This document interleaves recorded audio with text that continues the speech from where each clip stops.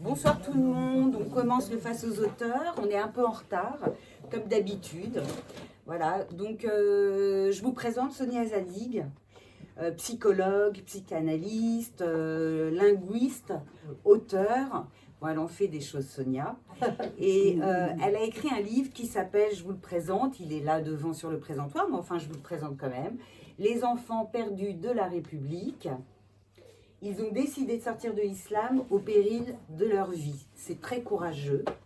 Et je tiens quand même à spécifier, puisque le sujet est assez brûlant, je voudrais commencer l'émission en disant qu'on va traiter ce sujet avec beaucoup de respect, que ce n'est pas du tout dans nos intentions de blâmer qui que ce soit. Il se trouve que des gens vivent très mal le fait d'être dans l'islam, qu'ils le subissent. Et c'est à ce propos d'ailleurs que Sonia a écrit le livre, mais c'est absolument pas une critique, c'est Sonia reçoit des témoins qu'elle interroge, des gens qui veulent se confier, qui veulent se libérer et qui sont, ça revient souvent dans ton livre, quand tu reçois des hommes et des femmes, enfin des femmes et aussi des hommes. D'abord, quitter l'islam, ça s'appelle l'apostasie. Mais ce que nous dit Sonia, c'est qu'il y a différentes sortes d'apostasie, que chacun le vit à sa façon. Plus particulièrement chez les femmes, l'apostasie est très douloureuse, plus que chez les hommes. Voilà, donc c'est ce que j'ai retenu en tous les cas de la lecture, ça revient très souvent. Et qu'en fait, c'est un problème et culturel et religieux. Donc on vit un arrachement, c'est ce que j'ai compris en tous les cas du livre. Et je pense que ça pourrait être pareil dans le catholicisme ou dans le judaïsme, sauf qu'il n'y a pas cette menace de fatwa, il n'y a pas cette menace d'en mourir, de risquer sa vie, parce qu'il est interdit dans la religion musulmane. Tu vas mieux nous le détailler et nous expliquer. Voilà, alors j'ai aussi une question, c'est-à-dire est-ce qu'on peut être dans une certaine... Sibony en préface, parce que Daniel Sibony, qui est psychiatre, qui est psychanalyste, a préfacé le livre de Sonia. Et il parle toujours de l'entre-deux. Bon, Sibony, c'est spécialiste de l'entre-deux. Alors, est-ce qu'on peut être dans l'entre-deux? C'est-à-dire, est-ce qu'on peut quitter l'islam, enfin, en tous les cas, en ayant le désir de le quitter, tout en gardant la foi? Et est-ce qu'il n'est pas nécessaire, peut-être, de poser une condition, de poser des exigences à cette religion qui dérange quand même pas mal de gens, en parlant de réforme? Est-ce qu'il serait possible de réformer, c'est-à-dire d'enlever certains... Bon, alors, ce sont mes questions. Alors Sonia, je te laisse nous expliquer, on va revenir sur des cas particuliers. De femmes que tu as reçues. Alors, comment t'es venue, comment as-tu eu l'idée de ce livre sur l'apostasie? Quel a été ton déclenchement? Est-ce que c'est de ta vie personnelle? Puisque à travers ton premier livre, je t'ai déjà reçu il y a 2 ans, pour un Face aux auteurs, au sujet de ton livre, qui était À corps perdu. Le titre s'appelait À corps perdu. Et c'était une autobiographie de ta vie en Tunisie, où tu as dû quitter ce pays à l'âge de 15 ans, après d'énormes souffrances intrafamiliales, qui venaient du père plutôt, puisque ta maman était assez faible, il me semble. Donc tu as dû quitter... une maman, c'est jamais faible. On le sait. Tu as dû quitter donc la Tunisie et tu as été très courageuse parce que tu t'es retrouvée à 15 ans en France. D'accord. Et je voulais faire le lien avec ton sujet d'aujourd'hui. C'est-à-dire que tu retombes sur tes pattes, enfin, puisque tu as traversé cette apostasie, toi, à ta façon. Et j'aimerais que tu nous en parles. Oui, enfin, je ne sais pas comment tu la vis, je ne sais pas si c'est une apostasie, pas... voilà. Alors, il y a énormément de questions, énormément de questions dans ton intro, mais je vais commencer justement par le début où tu as dit que, en effet, c'est pas un brûlot contre l'islam, hein. C'est absolument pas un brûlot contre l'islam, c'est plutôt, comment dire, un appel à la République, hein, pour dire quid de la liberté de conscience dans notre pays, comment se fait-il que des enfants soient perdus à la République et soient perdus à la communauté. C'est-à-dire que ces apostats de l'islam, ils se font appeler apostats. Moi, ça m'a beaucoup gêné ce terme apostat. Oui, c'est un terme très lourd. Oui, mais ils le font exprès, me disent-ils, parce que c'est un statut juridique qui les condamne à mort. Absolument. Et donc, ils veulent montrer, en effet, par cette appellation très lourde. Voilà, très lourde, qu'ils sont en danger, quoi. Et finalement, dans ce livre, je pointe quelque chose de très important, que si on n'y prête pas attention, on ne comprendra rien au problème dans notre pays aujourd'hui, c'est-à-dire qu'au-delà de la religion, spiritualité, foi, etc., l'islam est quand même un contrat social. C'est quand même quelque chose qui régit la vie extime et intime, et qui enferme, en tout cas, les croyants dans une espèce de quelque chose de clos, de clôturé, qui s'appelle la Oumma. De très surveillé. De très surveillé, de très contrôlé, de très surveillé. Et si d'aventure certains veulent exercer en France leur liberté de conscience, eh bien ils ne peuvent pas. Ils ne le peuvent pas. Et alors, ce que j'ai trouvé... Pardon. Pas uniquement menace de mort, parce que les menaces de mort sont réelles et juridiquement, ils encourent une peine de mort. Ils ont 3 jours pour revenir, sinon on les décapite. En tout cas, peut-être pas en France, mais aujourd'hui dans d'autres Comment pays. on y arrive à l'apostasie? Il faut dire quelle phrase? À l'envers. Non, mais ça, c'était... Non, mais ça va beaucoup. Il y a un terme. C'est très intéressant. C'est une trouvaille super intéressante des apostats. Parce que finalement, moi qui suis linguiste, tout est langage. Il n'y a rien à part être des par-lettres, nous ne sommes rien d'autre. Et donc, pour rentrer dans l'islam, c'est très facile. Vous devez dire la shahada. Vous devez dire, je témoigne qu'il n'y a de Dieu qu'Allah et que Mahomet est son prophète. Et c'est très difficile de dire le contraire. Et donc, ils ont fait cette trouvaille. Comment tu fais à l'envers? Elle le fait en négation. En négation. C'est pas qu'ils le font en verlan. Ils ne font pas en verlan. Pas en verlan, mais c'est pas du verlan. je ne crois pas qu'Allah soit Dieu et que Mahomet soit son prophète. C'est là que il négativise en direct là. Et voilà. Alors comment m'est venue l'idée? Vraiment tout à fait par hasard. J'ai entendu parler d'un cercle des apostats. Et moi j'avais conscience quand même qu'on ne pouvait pas sortir de l'islam. Moi, bon, tu faisais référence à mon histoire personnelle. Moi, mon histoire personnelle, elle n'est pas du tout frappée d'apostasie ni rien. Moi, j'avais des parents communistes, un père très politisé qui a fait de la prison pour ça. Moi, j'avais même pas le droit de dire Inch'Allah ou Alhamdoulilah chez moi. Donc, mais ce qui est intéressant par rapport à ça, c'est que quand bien même je n'étais pas élevée dans l'islam, j'étais de culture musulmane. C'est ça. Et c'est ça.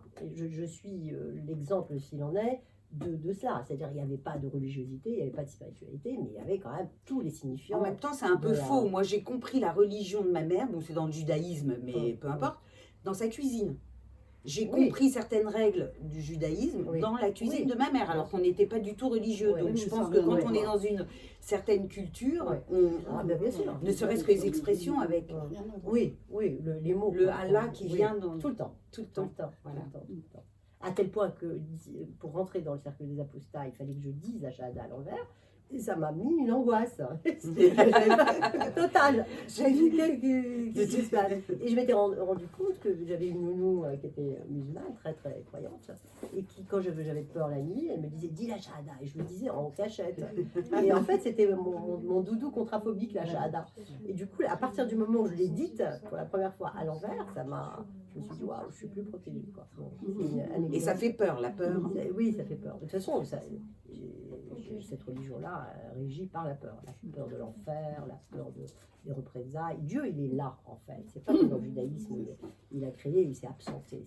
Il a fait trou, il a fait absence. Ça, c'est intéressant. Non, dans l'islam, il est là, il vous regarde partout, il regarde dans les toilettes, il regarde si vous rentrez dans les toilettes avec la main, le pied droit ou gauche, vous avez 2 ans. Oui. Avec la main droite, avec la main droite, tout, il est toujours pas là. Dans la direction de ça crée quelque chose de très paranoïaque. Je suis en train de travailler là-dessus, sur la paranoïaque que ça... Non, mais moi, je suis en train de faire le lien avec le gauchisme et l'islam, c'est-à-dire l'islamo-gauchisme. C'est-à-dire que comme c'est une stasie, quoi, j'ai l'impression, Je ne sais pas pourquoi je relie ça à Oui. cette surveillance où tout est contrôlé, tout est sous contrôle, quoi. Voilà. Après, c'est pas mal, c'est encore autre chose. Donc, tu as reçu des femmes. Donc, Toi, on finit sur ton apostasie, enfin, sur la façon que tu as. Est-ce que tu as quitté l'islam? la culture, mais j'ai jamais été musulmane. Jamais été musulmane. D'accord, pourquoi? Bon, parce que j'étais dans une famille qui était absolument pas musulmane, mais de culture musulmane. Et moi, c'est ce que je me bats pour dire que c'est une culture, c'est une musique, c'est un vadémécum, et pas forcément une foi ou une religion, quoi. Toi, c'est encore très différent. C'est-à-dire que déjà, à la base, il y a un athéisme Oui, dans une religion qui, à la base, ne le comprend pas oui. du tout, mais en tous les cas, que tu as complètement intégré de par le parcours politique de ton père. Oui. D'accord. Donc, on revient à l'apostasie et aux différentes sortes d'apostasie. Oui, C'est pas vas-y. différentes sortes d'apostasie, c'est différentes modalités peut-être. Voilà, différentes façons de vivre son apostasie. Oui. Les apostats sont des... on dit, je sais pas, je n'ai pas les chiffres exacts, mais à peu près 10% de la population musulmane. Encore faut-il savoir la population musulmane en France. Bon. En tout cas 10%, entre 10 et 15%. Et ce sont majoritairement des jeunes, très très jeunes, entre 17 Qui sont nés en et 25, France, donc. nés en France, pour la plupart, et qui n'ont ni les moyens financiers, ni les moyens psychiques de se déclarer apostat. Non, je crois que j'ai pas perdu mon... Non, je crois pas que... Enfin, je vois pas, fais voir, attends. Ah, il est là. Sur... Ah, il est tombé, mais on... Attends, je vais te le ramasser. Oui, tu peux continuer à parler parce qu'il y a le mien Donc, et on t'entend. ils sont très très jeunes et ils n'ont pas les moyens du tout de déclarer pour des raisons très très très complexes. D'abord, restons matérialistes, hein, parce que raisons financières, ils sont dépendants, ils ne peuvent pas dire à leurs parents parce qu'ils risquent d'être chassés, ostracisés. Parce que la Ouma est supra-amour maternel ou familial. Donc, et puis, secondo, voilà, donc ceux qui peuvent s'en distancier, ceux qui peuvent le déclarer haut et fort, ils sont, pour la plupart, ils quittent la région ou le pays. Alors, il y a quand même des femmes très courageuses parce qu'elles décident de quitter. Elles ont subi cette pression qui leur est insupportable. C'est une souffrance. En même temps, de quitter, ça les arrache aussi à la culture. Mais c'est surtout quelque chose qui... Enfin, elles en ont souffert avec l'islam et elles vont souffrir sans l'islam. Alors ça, c'est ça que j'ai trouvé très intéressant. Ça, c'est intéressant parce que je vais juste citer un des apostats post-livre qui m'a dit, mais dites-leur à ceux qui... je discute pour nommer l'apostasie en France et la problématique de ces enfants perdus, qu'on a tout à perdre, en fait. Tout à perdre. C'est-à-dire que finalement, c'est une matrice qui vous porte, qui vous prend en charge, qui décide pour vous. C'est une abdication absolue et totale de la responsabilité subjective. À partir du moment où ils sortent et qu'ils ont l'impression, et c'est de cette liberté. Oui, mais ils ont l'impression qu'en face, il n'y a rien, que la C'est un vide. République détourne le regard, Donc voire la République est assigne, coupable. je sais rien, mais les assigne à rester musulmans. On s'occupe plus des musulmans ou des gens qui restent, plutôt que des gens qui veulent rejoindre les rives de la liberté. Et donc, ils ont l'impression d'être trahis des deux côtés. C'est ça. Les femmes, là où c'est très intéressant, pourquoi j'ai fait dans mon livre deux parties, les femmes et les hommes, parce que comment je veux dire, le point central dans l'islam, c'est quand même faire haro sur le corps. C'est ça. L'oppression des femmes passe par le corps. Dès toute petite, on lui apprend, j'ai raconté à 6 ans, fais attention à ce que tu as dans les cuisses, fais attention à ta virginité, sois pudique, baisse les yeux. C'est un conditionnement dans le corps et par le corps pour garantir la filiation, finalement, et le patriarcat. Donc, C'est-à-dire, c'est compliqué. ressentir la culpabilité d'avoir un corps de femme. oui, Et il y a tellement de souffrance tu parles, enfin j'ai lu, il y a eu des cas de scarification, enfin, où elle se blesse. bah, c'est très compliqué. C'est une double libération, contrairement aux hommes qui, eux, ont eu quand même une liberté de fraterniser avec les frérots, comme ils disent. Ils ont une liberté d'aller et de venir. C'est pas le cas des femmes, hein, qui doivent d'abord se réapproprier le corps, se réapproprier le désir, la sexualité, etc. Et puis après, se réapproprier l'espace public. Donc c'est un drame pour elles, ouais. Ce qui est peut-être moi j'ai toujours dit que c'est par les femmes que cette idéologie, c'est une idéologie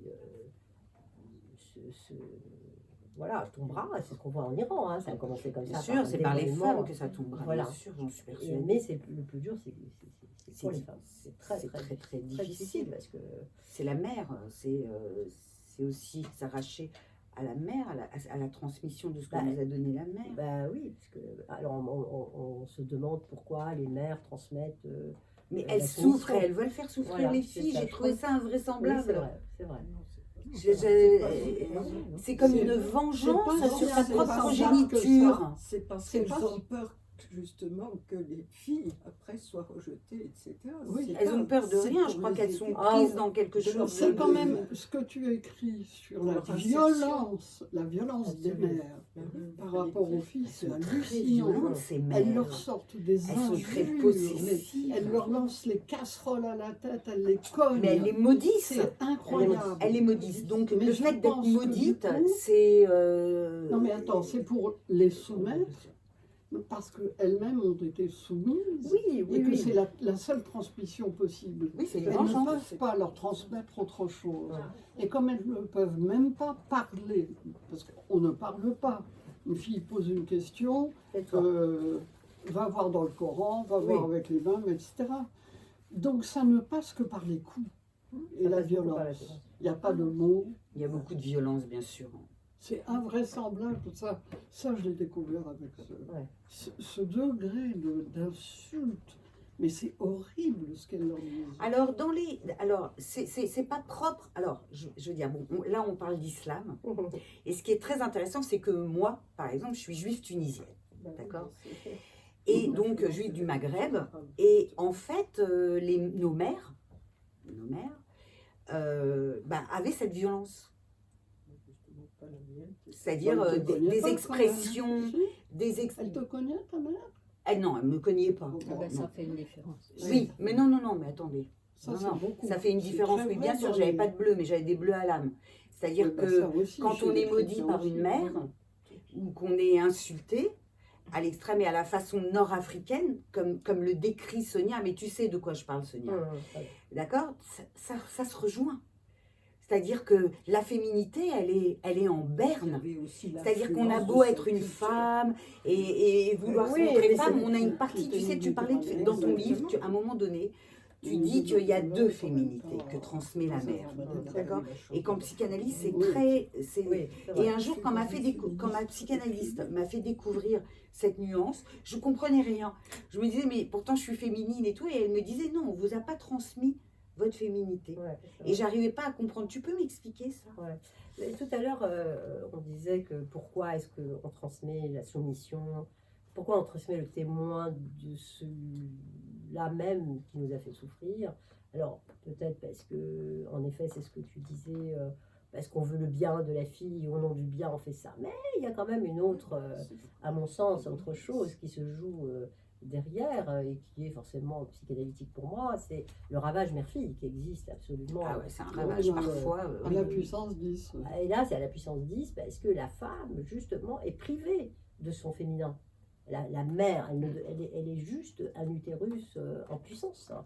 On vous apprend toute petite que vous allez être une mère et c'est que votre seul destin, c'est d'être l'épouse d'eux, la femme d'eux, la fille d'eux, la mère d'eux, etc.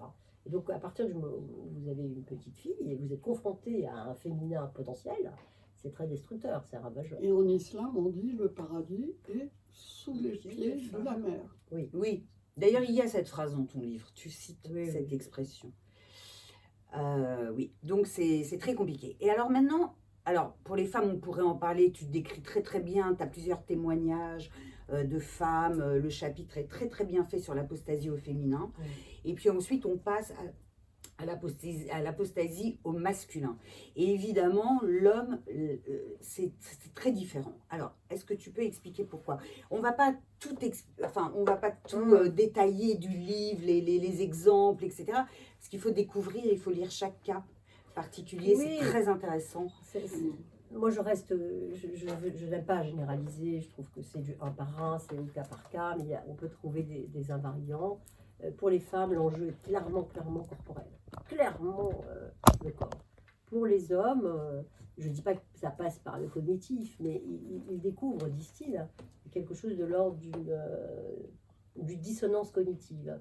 Et chacun, à sa manière, la découvre. Il y en a un qui dit que lui, vraiment, il a pensé qu'il était dans une religion d'amour.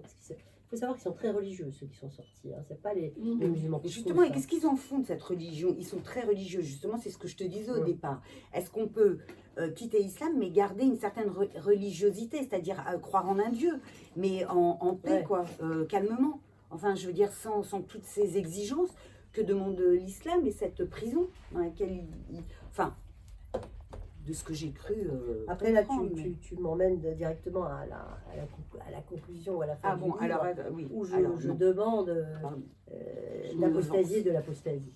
Mais est-ce que Et- justement, je vous pense que pour suivre avant que tu me arrêtes, Plus est-ce que fort, ces hommes plus fort. religieux, est-ce que ces hommes religieux qui sont blessés à l'intérieur de leur culture ne quittent pas l'islam justement, comme j'ai cru entendre en Algérie, il y avait des conversions au protestantisme, voilà, pour une autre religion. Alors, merci de cette question, parce que ceux que j'ai rencontrés ont apostasié et ont fait de l'apostasie une religion. Et ça, c'est très problématique. Oui. En revanche, la majorité écrasante se convertissent. Ils ne peuvent pas, me disent-ils, S'imaginer sans supporter Dieu. que le ciel est vide. C'est pas possible. C'est pas possible Voilà, de c'est passer ça. à l'hégémonie totale et totalitaire à là, Non, à rien. Et donc, ils vont voir l'amour, le Christ, voir un peu le judaïsme, mais comme c'est très long. La conversion est La longue, conversion est longue. pas donc, toujours acceptée, donc bon, ouais, j'en ai deux. ça dissuade. Ouais. D'accord. Donc on en était à l'apostasie de l'homme. Comment lui vivait l'homme en tant qu'homme. Oui. C'était quoi la différence? Voilà. Donc je disais que la pourquoi différence Oui. était pour les femmes, de corps, de transmission, de quelles femmes peuvent-elles être, comment peuvent-elles dépasser les troubles et les blocages sexuels, hein, parce que je parlais Oui, de blocages vaginisme. Là. Quand on vous fait l'histoire du cadenas, tu l'as lu? Mais je celle-là l'ai écrit parce que ouais. bien sûr. Ouais. Mais je disais ceinture de chasteté par la grand-mère. Alors Et donc, par le mot, par le verbe. Tout se passe par le verbe. Tout. Et en fait, à 5-6 ans, elles sont emmenées au bled. Il y a une dame, une chéra, donc une personne qui a un pouvoir, enfin à qui on conférerait un pouvoir symbolique, et qui va dire à la fille, dorénavant, tu serais un mur à l'intérieur de toi, ton vagin est complètement scellé, et l'autre, s'il t'approche, ce sera un fil. Et donc, elles entendent ça, et en effet, elles mettent en acte plus tard, quand elles sont dans une sexualité, elles ne peuvent plus se faire pénétrer, se laisser pénétrer. Et il y a beaucoup de troubles de cet ordre-là. Et donc, finalement, les femmes, c'est vraiment, elles sont prises avec ça, le désir, la sexualité. Qu'est-ce qu'être une mère? Est-ce que si je suis une mère, je vais transmettre tout ce que j'ai eu? Est-ce que je vais faire du mal à ma fille? Il y en a qui finissent à l'hôpital psychiatrique parce qu'elles sont enceintes et qu'elles apprennent qu'elles sont enceintes d'une fille, ou alors des psychoses puerpérales qu'elles déclenchent juste après l'accouchement. Donc, c'est beaucoup plus complexe. Pour les hommes, je ne dis pas que c'est plus simple, mais ça passe plus par la tête, par du militantisme, parce que c'est l'histoire d'une militance. Hein, Ouais, c'est ça aussi, ouais. Voilà. Ce sont des militants, Ouais. c'est vrai. Pour revenir au passage des femmes, j'ai été étonnée aussi à propos des jeans, le mauvais œil, la superstition. C'est-à-dire que on garde, c'est très fort la superstition dans les pays du Maghreb. Oui. Très très fort. Donc, quand elles vont quitter, elles ont quand même ces liens encore très forts avec les jeans, avec les... Il y a une interpénétration entre toutes les traditions pré-islamiques et l'islam, et au Maghreb encore plus, parce qu'ils ont été islamisés après. Et ils ont gardé cela, et ça a été confondu avec l'islam. Et c'est vrai que dans l'islam, il y a normalement tout ce qui est sorcellerie, tout ce qui est aïn, tout ce qui est... aïn, c'est l'œil, hein, et Oui, tout ce qui est tout ça, ça n'existe pas, sauf que eux, ils confondent, c'est un self-made islam en fait. Et c'est beaucoup plus, comment vous dire, je ne vais pas utiliser le mot radicalisé, mais c'est le seul qui m'arrive, beaucoup plus fermé ici en France.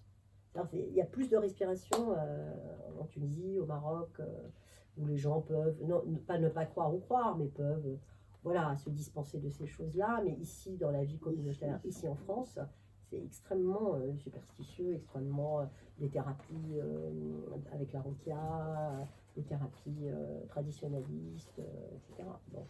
Alors après, j'ai cru comprendre que cette apostasie, elle était fréquente, en tous les cas plus fréquente, au sein de la République, parce qu'il y avait un endoctrinement dont tu parles, qui était aussi anti-français, anti-juif et anti-occidental. Et anti-homosexuel. Oui. Oui, et anti-homosexuel, il faut le dire, oui, aussi. Parce qu'il y en a un qui dit qu'il est apostat, il l'enferme dans des caves, il le tabasse, il le torture, et il en sort à moitié mort. Oui. Et il y a cette... donc il y en a beaucoup qui tombent dans l'islam parce qu'ils sont... C'est aussi très politique, enfin je veux dire. D'un côté, Il y a que ça. L'endoctrinement pour être à fond dans l'islam est très politique et la façon de vouloir en sortir est très politique aussi puisque c'est un militantisme contre tous ces phénomènes que je citais. Non ? Oui, Tu oui, me oui, regardes. oui, On imagine bien que par rapport à une religion qui est une religion d'absolu, il faut une force en soi énorme pour, il faut bien, comme vous expliquez, une autre motivation pour pouvoir s'arracher à ça. Et c'est très compliqué. et qu'il y a un sentiment, j'imagine, pour des musulmans qui sont en France et qui voudraient se retirer de l'islam, un sentiment non seulement de volonté de liberté individuelle, mais aussi de trahison à l'égard des leurs. Ah oui. Puisqu'il y a, évidemment, Ah oui. pèse le poids Le conflit de loyauté. Et d'ailleurs, ce qui m'intéressait quand vous disiez c'est par les femmes qu'on va se libérer, ce qui est très inquiétant, c'est le voilement des femmes en France, puisque c'est par elles que donc s'insinue une forme d'islam Oui, mais une forme d'identité. Voilà, Plutôt identité. Ce qui se joue ici, c'est plutôt une identité, c'est plutôt une appartenance, plutôt qu'une foi. C'est quand même très très politique tout ça, et c'est plutôt justement se positionner en le voilement n'est rien d'autre qu'une séparation. Ce n'est rien d'autre qu'une visibilisation sous couvert d'invisibilisation, vous voyez. Il y en a pas mal qui d'ailleurs décident de garder le voile C'est parce parce que qu'elles décident pas, elles n'ont pas le choix. elles n'ont pas le choix. Et je vais Enfin, vous elles dire, préfèrent je comme ça, moi, elles découvre sont sauves. que la moitié, une très large partie de femmes voilées en France, elles me le disent dans mon cabinet aujourd'hui, se voilent pour ne pas avoir de problème, pour la réputation et pour qu'on lui fiche la paix, Ça, c'est comme très elles disent, important. pour ne pas finir dans les caves. Vraiment. Parce qu'on fait la différence que entre vous- les pieuses et les pas pieuses. Et celles qui se voilent, on leur fiche la paix, etc. Il y a de quoi soupérer. Il y Ouais. a de quoi soupérer. Je me disais, c'est justement parce qu'ils sont en France, je ne sais pas dans d'autres pays, On va pas bien vous entendre. qu'ils deviennent apostats. Puisqu'ils ne Ça deviendraient leur pas permet apostats d'être dans plus le Maghreb, facilement. par exemple. Non, mais ça commence quand même un petit peu, des Ah bon, mouvements bah comme ça. ça, Le mouvement a commencé en tant mieux. Égypte, Ah au oui. Maroc. Ah oui. Voilà, avec des podcasteurs, comment on dit, Oui, des podcasteurs. des youtubeurs, etc., qui ont commencé un petit peu, pendant le Covid, beaucoup à dire, on a Moi, le j'en droit ai de connu sortir. un bien avant. Oui, Non, mais Alors en c'est Iran, Walid, tu connais Walid, enfin Ah je oui, 45%. ouais. bien sûr. Voilà, Oh, donc pour attends, moi ça a été ils une ont révélation dit des qu'on ex-musulmans de leur France. permet. Je me suis dit, ah bon, il y a un mouvement comme ça, c'est très non, mais intéressant. en Iran, il y a, d'après la dernière enquête là, de Fondapol, il y a quand même 45% de gens interviewés qui disent qu'ils sont apostats, qu'ils ont rompu avec la religion. C'est Et énorme. donc, l'Iran, c'est c'est une énorme. caricature, quand même. Ça explique beaucoup ce mouvement. Et le rapport au judaïsme est extrêmement important. Alors, c'est René pas qu'ils se Frazesi. convertissent au judaïsme, mais c'est la relation aux Juifs et à Israël qui fait vraiment, d'ailleurs tu le dis dans La le différence. bouquin, qui La fait différence. vraiment, c'est vraiment un critère discriminant. Ah oui. Et là, lorsqu'ils reconnaissent qu'Israël est un pays ami, là, ils ont vraiment effectué la rupture. C'est vrai. Ah oui, oui, oui, ça c'est très intéressant. Oui, et d'ailleurs, la première critique que j'ai dans ce torrent de boue que je me suis prise là, c'est elle est juive. Elle est juive. Bon, voilà. Ça dit tout, quoi. Ça dit tout. Et les apostats, et donc j'en ai fait un Les critère. Juifs, c'est la plus grande insulte du siècle, quoi, C'est pour ça. eux. Voilà. Et donc les apostats disent que, en effet, c'est ce qu'on disait, mais c'est quand même une oumma fermée de la mêmeté. Il faut être le même, que soit si vous êtes différent, si vous êtes homosexuel, si vous êtes juif, si vous êtes mécréant, si vous êtes. C'est dehors. Enfin, Et, donc, et c'est pour ça que le mouvement des apostats, moi j'y croyais, j'y crois encore un peu. Parce que ça permet d'avoir la libération de la parole, ça permet de nommer que à l'intérieur de cette oumma, de cette communauté, il y a des gens qui veulent rester dans leur ethnie d'origine. Moi je renie pas mes origines. C'est ça Par qui contre, je m'a renie qu'on me colle, qu'on me bien sûr colle, que non. qu'on me colle le Elles terme sont belles islam. tes origines, c'est Bien c'est sûr, bien magnifique. sûr. Mais par contre, je trouve que c'est un balbutiement de l'histoire. On verra où il va aller, mais ça balbutie de cette manière-là. Et ça ne peut venir que de l'intérieur. Et ben justement, c'est ce que je disais. Alors on va, parce qu'on va conclure un peu rapidement, mais on va conclure. C'est ce que je disais, c'est-à-dire que ça peut venir que de l'intérieur, et je suis d'accord avec toi. Et est-ce que ce mouvement, s'il prend un peu de force, est-ce qu'il ne va pas y avoir des demandes, des pressions pour qu'il y ait réforme sur certains... Et c'est pas alors c'est un petit peu en cours. On essaye. Moi, je suis pas Oui. militante ni porte-parole d'ailleurs des apostats de France. Mm. Moi, je nomme. Moi, c'est je dis ce qu'il en est. Je témoigne de ce qu'il en est. Voilà, Et je c'est ça. pense que la seule possibilité, et les politiques devraient s'en saisir, et certains peut-être le feront, c'est de les déclarer minorité Oui. non religieuse Oui. menacée dans ce pays. Oui. Voilà. Et puis de discuter après, dans Oui. l'après-coup, avec des imams, avec les autorités Voilà. religieuses, pour dire, déclarer dans vos mosquées que vos enfants qui décident de ne pas, en s'appuyant sur certains versets qui disent Voilà. que voilà, vous n'êtes pas obligé de rester dans, vous n'êtes pas obligé que, et le verset dit exactement texto que l'islam n'est pas de force mais de choix. Ce qui se contredit avec le fait que l'apostasie soit. Mais bon, on peut quand même prélever un verset comme ça. Je pense qu'il y a une possibilité d'abord que le politique s'en saisisse de cette histoire en disant attendez, ce sont quand même des citoyens français qui sont menacés de mort en raison de leur non-religiosité. Et au nom de la liberté de conscience, on devrait, il conviendrait de protéger ces personnes. Et en deuxième lieu, discuter avec les religieux. La dernière fois où ça a été évoqué, c'était sous. J'étais quand. J'avais trouvé le texte et ça a été balayé d'un Ça a coup été par balayé. l'islam. Ouais. C'est un peu violent Sous pour eux. Chevènement. Ah, sous Chevènement. Ouais. Ça, C'est ouais, lui ça qui l'a remonte à il y a balayé. longtemps. Non, Hein non, c'est les religieux. Ouais. Les autorités religieuses. Il y a- Il suffit qu'ils disent dans les mosquées, bon, fichez la paix aux gens qui... C'est ça, c'est Et tout à fait. c'était une demande de Chevènement lorsqu'il a créé son Oui. conseil, Oui, je voilà. ne sais pas quoi. Voilà. Et il a demandé aux religieux, il faut que vous acceptiez cette clause. Voilà, Et les religieux ont dit, pas Pas question question, voilà. d'accepter l'apostasie. c'est ça. Et Chevènement, au lieu de dire, bon ben je vais faire autre chose, ça marche pas, il a accepté et il s'est couché. Parce qu'il n'y avait peut-être pas un mouvement aussi Ben, parce qu'il important, fallait pas faire ce justement. courant, il fallait pas faire ce comité, Ouais, machin. ouais. Mais bon, mais effectivement, Moi, j'ai entendu. Alors, on va conclure. monsieur, Sonia. monsieur, Ah, monsieur, oui, mais on va monsieur. parler après. Non, mais Jean-Charles. Ah oui, alors allez-y, pardon. Alors allez-y. Allez-y, Jean-Charles. Je ne sais Attends. plus, du coup.